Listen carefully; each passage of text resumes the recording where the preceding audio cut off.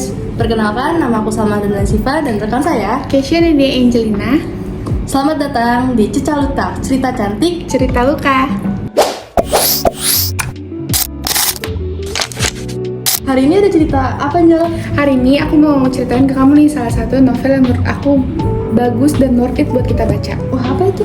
Ini dia novel Cantik Itu Luka karya Eka Kurniawan. Oh, bukunya tebel banget ya, Angel? Iya, kebetulan novel ini terdiri dari 505 halaman. Kamu udah baca? Udah sih, pekan lalu. Tapi menurut kamu Cantik Itu Luka itu ceritanya bagaimana sih? Menurut aku ini novelnya sangat-sangat bagus untuk terutama kita yang sebagai perempuan. Jadi dalam novel ini tuh banyak cerita-cerita perempuan tuh yang diangkat. Jadi novel ini tuh bukan kisah keluarga doang, tapi sebagai kritik sosial yang tajam terhadap obsesi sebuah masyarakat gitu terhadap kecantikan, kekuasaan, balas dendam, kekerasan, dan takdir. Oh, berarti konfliknya banyak banget ya? Iya. Oh iya, Sang. Tadi kan kamu bilang kamu sependapat sama aku kalau novel ini novel yang sangat worth it dan bagus. Aku mau tahu dong kalau pandangan kamu, apalagi tadi kamu bilang soal konflik kan, dan kamu udah baca. Menurut kamu dalam novel ini konfliknya gimana sih? Kalau menurut aku ya, konflik dari Cantik Itu Luka itu banyak banget, kayak ketidakadilan gender, lalu ada kekerasan seksual, dan paling pentingnya itu ada perjuangan dari si tokoh yaitu Dewi Ayu itu melawan penjajahan di masa kolonial. Itu ya, Sab. Tadi kamu bilang ada kekerasan seksual dan ketidakadilan gender. Aku mau tahu dong kalau menurut kamu dalam novel Cantik Itu Luka bagaimana sih kekerasan seksual itu terjadi? Nah, ini pada awalnya si tokoh Dewi Ayu itu mempunyai seorang anak yang bernama si Cantik. Oke. Nah, si Cantik itu merupakan anak yang dikatakan buruk rupa lah. Oh, oke. Kenapa bisa buruk rupa? Karena Dewi Ayu mengutuk sang anak karena dia tuh sebenarnya tidak mau memiliki anak lagi. Oh, iya. Pada pasca kolonial itu Dewi Ayu sebenarnya melawan. Oh, iya, oke. Melawan penjajahan terutama penjajahan Jepang. Iya. Ya. Karena ada kebutuhan ekonomi, jadinya dia tuh menerima akan keadaan tersebut dan menjadi seorang bisa disebut sebagai pelacur. Sampai saat itu ia pun di daerahnya tuh disebut Halimunda. Jadi di daerah Halimunda itu semua orang itu selalu mengejek dan bisa disebutnya tuh suami-suaminya tuh laki-lakinya tuh mengincar si tokoh Dewi Ayu. Karena kecantikannya itu ya? Karena kecantikannya itu. Berarti sama kayak di zaman sekarang ini ya, dimana yang good looking biasanya lebih dicari orang gitu kan. Yang good looking tuh sebenarnya menurut aku, kalau kata orang ya, good looking itu kan katanya aman ya, aman karena selalu diutamakan atau diutamakan lah gitu. Nah, tapi menurut aku di novel Cantik Itu Luka itu good looking itu tidak dihargai loh. Iya, justru dalam novel ini cantik itu justru penderitaan. Iya, jadi penderitaan dan sebagai kutukan. Iya. Gitu, menurut aku gitu. Nah, apalagi dengan si anaknya si Cantik. Si Cantik itu bener-bener sama ibunya itu disuruh tidak boleh keluar rumah. Ya, karena dia buruk rupa gitu. Dan selalu diejek lah sama tetangga-tetangga. Iya, berarti kasihan banget sama anaknya itu ya. Tidak diperlakukan dengan baik, terus dikucilkan di lingkungan. Menurut kamu, Sal, tapi kalau untuk di fenomena zaman sekarang itu emang mencerminkan di novel ini kan, kalau yang buruk rupa tuh ternyata di zaman sekarang banyak banget orang-orang yang sengaja nggak lihat, pura-pura Iya. nggak lihat lah, atau nggak peduli, atau banyak perlakuan yang nggak sewajarnya kan. Iya, jadi banyak banget yang kayak fisik. Eh, Pokoknya kita tuh apalagi di era modern ya. Di era modern itu sangat banget sangat melihat fisik gitu. Iya. Kayak di tempat kerja aja ya. Iya, Lowongan kerja itu harus good looking. Oh iya, beberapa pekerjaan aku juga lihat sih, salah satu prosedur yang mereka buat itu good looking, harus benar-benar sesuai kriteria, enak dipandang. Iya, bagaimana nasib yang memang fisiknya kurang mendukung itu kan belum apa ya, kasihan gitu ya salah. Kayak, kenapa harus good looking gitu? Iya, Padahal kan yang dicari itu kan seharusnya skill, iya, dan etika yang baik. attitude. Iya. Oh ya salah, itu kan tadi kita udah bahas mengenai si cantik yang buruk rupa itu kan. Kan ada kaitannya dalam novel ini terjadi bullying kan, kejadian bullying itu. Dan apalagi di Indonesia saat ini banyak banget kan, kita nggak bisa tutup mata Iya. kejadian-kejadian dibully, kejadian dikucilkan, diremehkan oleh lingkungan sekitar. Menurut kamu, pandangan kamu gimana sih Sal? Aku boleh tahu gak? Menurut aku itu sangat berdampak dengan lingkungan.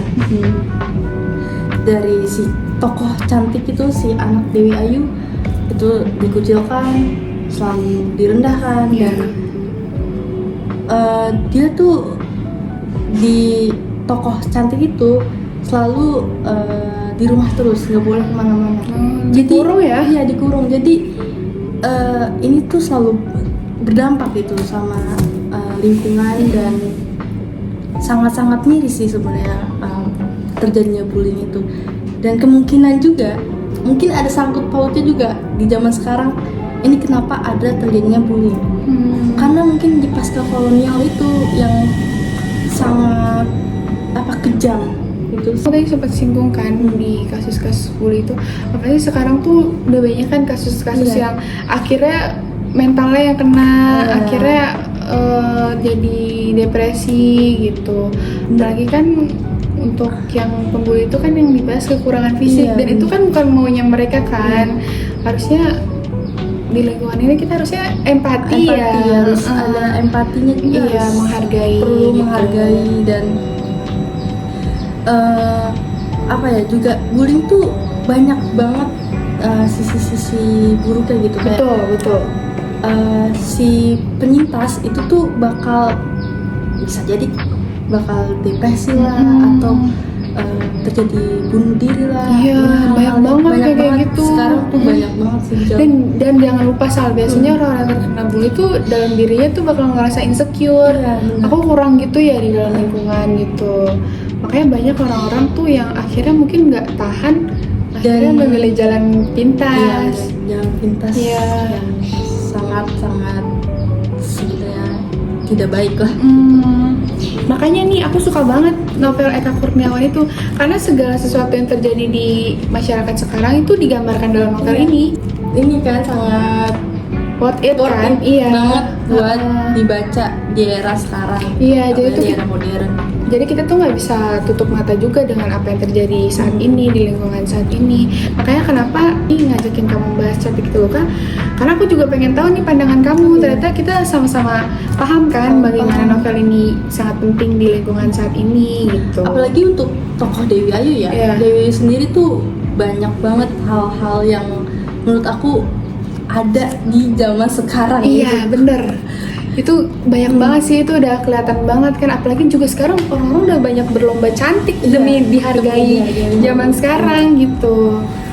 Padahal kecantikan itu kan bukan hanya soal fisik diri kan, melainkan dari dalam diri, hatinya, hati. dari attitude-nya, etikanya Iya. juga perlu. Dan untuk anaknya si cantik itu yang buruk rupa bukan berarti dia pantas diperlakukan seperti itu kan, karena dia juga punya harga diri Iya, yang harga diri. harusnya dilakukan secara adil Secara gitu. Jadi kita ngebahas novel ini sekalian mengajak teman-teman semua untuk kecantikan dan apapun itu tuh sudah ada takarannya dan gak hanya soal fisik gitu. Jadi terutama nggak boleh ada bully-bully ya, Iya, salah nggak benar boleh. kan? Itu Iya. nggak boleh banget ada bullying. Iya, terus juga dalam novel ini kan dibahas ketidakadilan gender, kekerasan seksual. Buat kalian yang belum baca bisa banget untuk baca novel ini karena semuanya ini sebuah problem-problem yang terjadi di Indonesia udah digambarkan dalam novel ini gitu. Tapi menurut kamu bagus kan Sal? Bagus banget, apalagi di fenomena zaman sekarang ya. Itu banyak banget cerita terkait perempuan daerah Iya. yang ingin banget bekerja lah di sini kan, di Iya. apalagi di kota Jakarta gitu, yang bekerja dan diambil alih oleh orang gitu kan. Iya. Tetapi aku baca berita aja, berita bahwa perempuan ini tuh dari, kalau nggak salah dari Cirebon deh. Oke. Ya, dia tuh ingin sekali bekerja di Jakarta dan dibawalah sama orang. Tapi ternyata dia itu dieksploitasi oleh orang tersebut gitu. Kisah dari novel ini tuh menggambarkan perempuan yang sangat tertindas gitu. Jadi berat juga ya sebagai perempuan ya. Berat banget sebagai perempuan tuh, berat banget. Cuma ya kita harus tahu gitu, kita harus tahu value kita harus tahu harga diri kita bagaimana. Jangan sampai kita dijelek-jelekan atau ditindas oleh orang. Ya paham. Selain itu Jel, ada juga nih Jel, fenomena terkait maraknya PS. Oh iya. Gimana itu ceritanya? Itu tuh jadi awalnya itu mereka menggunakan aplikasi kencan atau dating apps ya untuk menunjukkan adaptasi para pelaku dan korban terhadap teknologi. Oh, jadi ini penyalahgunaan teknologi sebenarnya ya? Iya. Jadi di era modern itu kan teknologi canggih kan gitu. Jadi apapun bisa gitu dipermainkan. Betul. Dan dilaporkan nih tarif yang dipatok dari kencan ini itu tuh sekitar 400.000 gitu. Itu sangat miris banget sih terhadap negara ini. Berarti modus yang merugikan sehingga terjadi hal-hal yang nggak diinginkan ya? gitu. Dan itu tuh juga faktor utama ini kalau menurut aku ya, itu dari ekonomi ya. Faktor dari kerentanan ekonomi, dari isu ekonomi dan kemiskinan itu jadi pemicu sih untuk hal-hal yang seperti itu gitu. Semakin banyak masalah yang terjadi itu memang kita nggak bisa tutup mata ya, harus waspada, berhati-hati. Aku tahu nggak sih Jel, di era modern ini sebenarnya ada dua media yang menurut aku tuh untuk memberdayakan perempuan. Oh iya, apa itu? Salah duanya itu yang pertama ada CN Club. CN Club. Iya, CN Club itu bisa di search di Instagram. Iya. Jadi CN Club itu fokus utamanya pengembangan diri, kreativitas dan sisterhood. Oke. Jadi ini merupakan sebuah komunitas media dan yang berfokus pada pertumbuhan pribadi bagi perempuan modern. Dan perannya ini sangat banyak di era modern ini. Yang pertama ada pengembangan soft skill. Dan mindset itu membantu perempuan untuk glow up, tumbuh dan bersinar melalui perubahan pola pikir, membangun kebiasaan positif dan mengasah keterampilan diri. Lalu ada juga yang kedua itu ada Mahardika Kita. Mahardika Kita. Iya, perempuan Mahardika. Ini terkait fokusnya terhadap perjuangan kesetaraan gender, hak buruh dan keadaan sosial. Jadi kan di novel Cantik Itu Luka itu kan ada konflik kesetaraan gender ya. Nah, ini sangat perlu bagi kita di era modern untuk melakukan sebuah perlawanan supaya kita tetap melakukan keadilan bagi perempuan gitu. Dan Mahardika Kita ini merupakan media sosial dari organisasi Perempuan Mardika, tentunya sebuah organisasi dari akar rumput dan yang memiliki misi jauh lebih politis dan struktural gitu. Oh, berarti segala sesuatu yang dibutuhkan perempuan itu udah tersedia ya dari Iya. dua hal itu. Untuk pengembangan diri, untuk upgrade skill ataupun diri masing-masing itu udah ada medianya iya, dan sudah banyak sebenarnya di era modern ini yang beberapa organisasi dan komunitas untuk para perempuan yang sejahtera. Oh iya sih, karena kan perempuan juga butuh ruang juga kan. Benar, Dan benar. jadi kita juga jadi tahu harus kemana dan Iya. bagaimana. Itu bagus sih. Nanti aku coba cari tahu lagi deh tentang Mardika dan lain-lain. Oke, jadi- makasih ya Sal infonya. Baik, jadi jangan khawatir Mm-mm. untuk kalian para perempuan dimanapun kalian berada, dan tetap semangat untuk memperjuangkan hak-hak perempuan kita semua. Tapi Sal, untuk hari ini yang kita ceritain, yang udah kita bahas mengenai novel Cantik Itu Luka, aku mau nanya nih terakhir satu pertanyaan yang aku pengen tahu pendapat kamu. Jadi setelah kita baca novel Cantik Itu Luka, menurut kamu kecantikan itu sebenarnya keberuntungan atau malah ternyata sebuah kutukan? Itu sebenarnya kalau menurut aku ya, itu tergantung dari perspektif perempuan tersebut. Perempuan itu sebenarnya cantik itu relatif kan, cuman kita harus bersyukur terhadap apa yang sudah dipercayakan dan sudah dikasih oleh Tuhan gitu kan. Nah, kalau untuk itu kan itu sebenarnya tidak sama sekali, kayak perempuan itu anugerah menurut aku. Karena perempuan tuh apa aja bisa kan, ya perempuan apa aja bisa. Berarti, aku ngambil kesimpulan dari kamu, berarti itu balik lagi ke individunya masing-masing ya. Iya.